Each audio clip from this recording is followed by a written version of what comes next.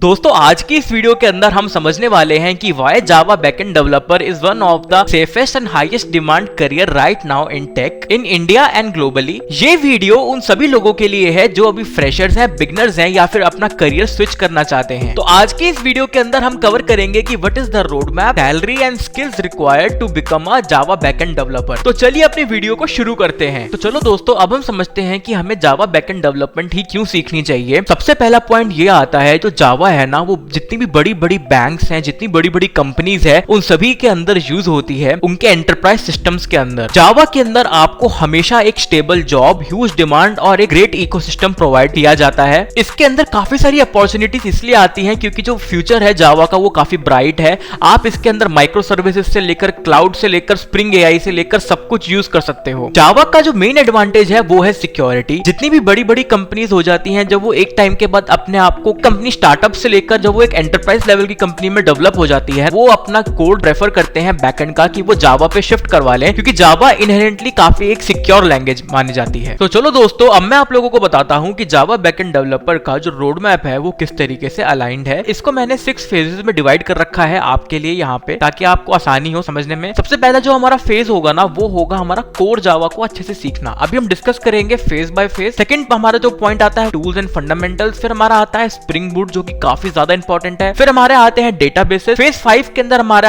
पास आता है DevOps and cloud. ये ऑप्शनल है, पर अगर आप आज की डेट में डेवऑप्स और क्लाउड भी साथ में सीख लेते हो ना, तो वो काफी ज्यादा अनफेयर एडवांटेज मिल जाता है टॉप टेक जॉब्स को क्रैक करने का। जो हमारा लास्ट फेज है, ये फेज नंबर 6, इसके अंदर हमने जो कुछ भी सीखा है उसके बेसिस के ऊपर हम प्रोजेक्ट्स बनाना है और हमारा जो पोर्टफोलियो है हम उसको मेंटेन करना है हमारे गिटहब के ऊपर। तो अब हम चलते हैं हमारे फेज 1 के ऊपर और समझते हैं कि कोर जावा के अंदर हमको क्या क्या सीखना चाहिए। तो चलो दोस्तों अब मैं आपको बताता हूँ कि जो हमारा फेज 1 है उसके अंदर हमको क्या क्या सीखना चाहिए। तो जो हमारा फेज 1 है ना, वो हमारा था कोर जावा का, कि हमें कोर जावा अच्छे से समझ में आनी चाहिए। उसके अंदर जो हमारा पहला पॉइंट है वो क्या कहता है, वो ये कहता है कि ना जावा के बेसिक्स आप अच्छे से सीख लो, कि जावा के अंदर वेरिएबल्स क्या होते हैं, डेटा टाइप्स, लूप्स, कंडीशन जैसे इफ एल्स एल्स इफ, ये आपको अच्छे से समझ में आने चाहिए। लूप्स हमारा फॉर लूप, व्हाइल लूप, क्या किस तरीके से वो काम करते हैं, ये आपको अच्छे से समझ में आना चाहिए। तो ये हमारा हो गया पहला पॉइंट। दूसरा पॉइंट जो हमारा है वो है हमारा ऑब्जेक्ट ओरिएंटेड प्रोग्रामिंग। तो ऑब्जेक्ट ओरिएंटेड प्रोग्रामिंग के अंदर हमारे कुछ कॉन्सेप्ट्स होते हैं, जैसे कि हमारा है इनहेरिटेंस, पॉलीमॉर्फिज्म, इनकैप्सुलेशन और एब्स्ट्रैक्शन। ये हमारे 4 पिलर्स हैं जिसके ऊपर ऑब्जेक्ट ओरिएंटेड प्रोग्रामिंग जो है वर्क करती है। थर्ड स्टेप हमारा जो आता है वो हमारा आता है कलेक्शंस एंड फ्रेमवर्क का, जैसे हमारा लिस्ट किस तरीके से काम करती है, हमारी डेटा स्ट्रक्चर्स हम कब यूज करते हैं और इनकी इंप्लीमेंटेशन क्या है। फिर हमारा फोर्थ स्टेप जो आता है वो हमारा आता है एक्सेप्शन हैंडलिंग का। अब एक्सेप्शन हैंडलिंग के अंदर से हम ट्राई कैच ब्लॉक है, उनको हम कब यूज करते हैं, ट्राई कैच फाइनली के बीच में डिफरेंस क्या होता है। फिर हमारा आता है मल्टी थ्रेडिंग। मल्टी थ्रेडिंग का मतलब ये है कि उसके बेसिक्स आपको एटलीस्ट पता होने चाहिए, क्योंकि जब आप कोड करोगे तो आपको मल्टी थ्रेडिंग की नॉलेज होनी चाहिए जावा के अंदर। तो जावा एक मल्टी थ्रेडिंग प्रोग्रामिंग लैंग्वेज है, तो इसके आपको बेसिक्स भी आने चाहिए। फिर हमारे जावा 8 के अंदर कुछ नए फीचर जैसे कि लैम्डा, स्ट्रीम्स, फंक्शन इंटरफेस, ये सब आपको पता होना चाहिए।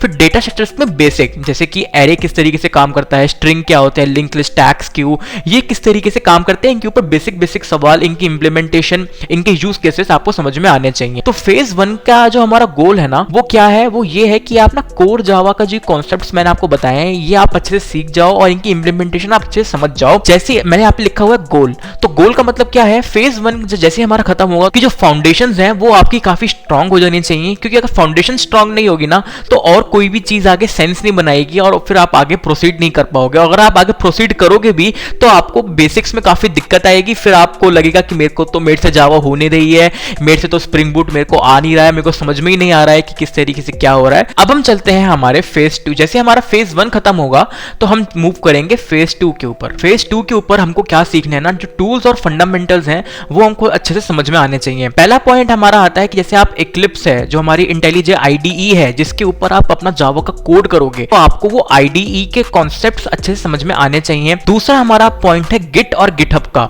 जब भी आप अपना कोड करते हो अपने लोकल के ऊपर और आपको अगर किसी को अपना कोड शेयर करना है, तो आप क्या करते हो, आप गिटहब पे उस कोड को पुश कर देते हो और फिर अगर किसी भी दूसरे बंदे को वो आपका कोड यूज करना होता है, वो गिटहब के थ्रू आपका कोड एक्सेस कर सकता है।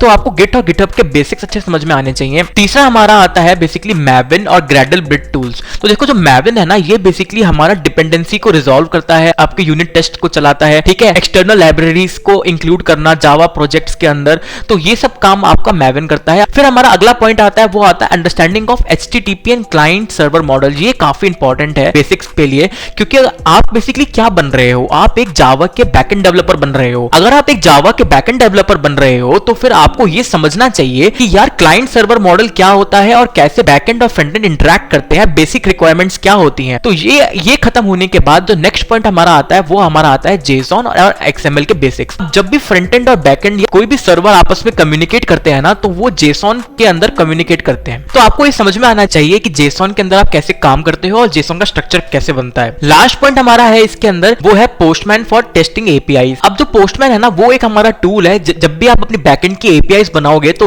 उसको कहीं तो टेस्ट करोगे कि एपीआई ढंग से काम कर रही है या नहीं कर रही, तो उसके लिए आप पोस्टमैन का यूज करोगे और उससे आप ये इंश्योर करोगे कि जो आपकी एपीआई है वो फंक्शनैलिटी को ढंग से अचीव कर रही है। तो हमारा जो फेज 2 है वो खत्म होता है। अब हम चलते हैं हमारे फेज 3 के ऊपर। फेज 3 में हमको क्या सीखना है, वो हमारा सबसे एसेंशियल कॉन्सेप्ट है, वो है स्प्रिंग और स्प्रिंग बूट। तो स्प्रिंग और स्प्रिंग बूट आपको क्यों सीखना चाहिए? जो भी आप बैकएंड डेवलपर बन रहे हो ना, उसका जो फंडामेंटल्स है, जिसपे पैर रखकर आप अपनी एपीआई को बनाओगे, वो जो फ्रेमवर्क है उसका नाम है स्प्रिंग। तो आपको स्प्रिंग सीखना बहुत जरूरी है। स्प्रिंग के अंदर जो है ना, काफी सारे जो बेसिक्स है आपको वो समझ में आने चाहिए, जैसे कि हमारा कंट्रोलर, सर्विसेज और रिपोजिटरीज, रेस्ट एपीआई क्रिएशन कैसे होती है, डिपेंडेंसी इंजेक्शन क्या होता है स्प्रिंग के अंदर, स्प्रिंग एमवीसी क्या होता है, स्प्रिंग डेटा जेपीए और स्प्रिंग सिक्योरिटी। जैसे यहाँ पे अपना फेज 3 के अंदर स्प्रिंग के सारे कॉन्सेप्ट्स को अच्छे से सीख जाओगे, फिर लास्ट के अंदर आप क्या कर सकते हो, इसके ऊपर अपनी जो बैकएंड एपीआईज है उनको बनाना स्टार्ट कर सकते हो, फुली फंक्शनल एपीआईज को आप क्रिएट कर सकते हो। अब हम चलते हैं हमारे फेज 4 के ऊपर। जो हमारा फेज 4 है वो काफी ज्यादा एक इंपॉर्टेंट और क्रूशियल टॉपिक है हमारे जावा बैकएंड डेवलपर बनने के लिए। उसका नाम है डेटाबेसेस। आपको अच्छे से समझ में आने चाहिए कि आप डेटाबेसेस पे क्वेरी कैसे करोगे, एसक्यूएल सिंटैक्स समझ में आने चाहिए। और डेटाबेसेस का काम बेसिकली ये होता है ना कि जब भी आपकी एपीआई डेटा लेकर आएगी तो वो डेटा कहीं तो स्टोर करेगी। तो वो स्टोर कहां करेगी? वो डेटाबेसेस में स्टोर करेगी। जब भी एपीआई को या सर्वर को डेटा क्लाइंट को सेंड करना होगा या डेटा को अपडेट करना होगा, तो वो डेटाबेस के अंदर जाके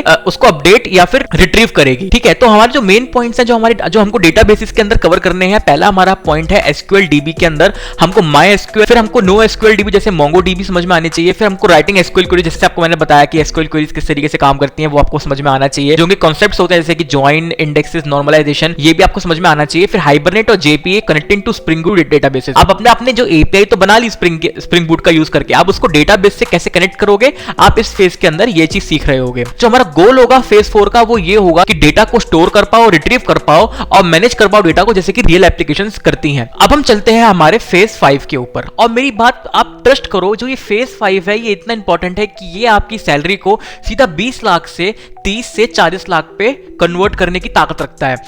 तो हमारा जो फेज 5 है वो क्या है, ये ऑप्शनल है। और आप इसको सीख लोगे तो आपको काफी ज्यादा आपकी सैलरी में बेटर नेगोशिएट कर पाओगे और आपको ज्यादा अपॉर्चुनिटीज भी मिलेंगी। सबसे पहला जो हमारा मेन पॉइंट है वो है हमारा डॉकर, CI/CD पाइपलाइंस, हमारा Kubernetes, cloud basic, micro service architecture, जो मैंने अभी कॉन्सेप्ट्स बताया, अगर आप इनको अच्छे से समझ जाते हो ना, तो ये इतने ज्यादा इंपॉर्टेंट है एक्चुअल में कि जब आप रियल टाइम काम करते हो ना, जब आपके पास एक 100 मिलियन यूजर्स का डेटाबेस होता है, 200 मिलियन यूजर्स का डेटाबेस होता है, तो उतने बड़े यूजर्स को हैंडल करने के लिए जो एडवांस कॉन्सेप्ट्स हैं वो आप यहां से इस बेसिकली फेज 5 के अंदर सीख रहे होगे। और यही एक ऐसी चीज है जो काफी डिफरेंशिएटिंग फैक्टर बना देता है for a person earning 4-5 LPA और for a person earning 20 to 30 LPA। अब हम चलते हैं हमारे फेज 6 के ऊपर। तो फेज 6 के अंदर हमको कोई नई चीज सीखनी नहीं है, बेसिकली जो जितना भी हमने अब तक सीखा है उसको इंप्लीमेंट करना है और पब्लिक के सामने प्रेजेंट करना है। जैसे आप फेज 6 कंप्लीट करोगे तो मैं ये मान के चलता हूं कि जो आपके प्रोजेक्ट्स हैं वो अच्छे से रेडी हो गए होंगे। तो दोस्तों जितनी भी हमें रिक्वायर्ड स्किल्स थी वो हमने सीख ली हैं। अब हम बात करते हैं कि सैलरी एक्सपेक्टेशन हम क्या एक्सपेक्ट कर सकते हैं जब हम जावा बैकएंड डेवलपर के लिए रोल के लिए अप्लाई करेंगे।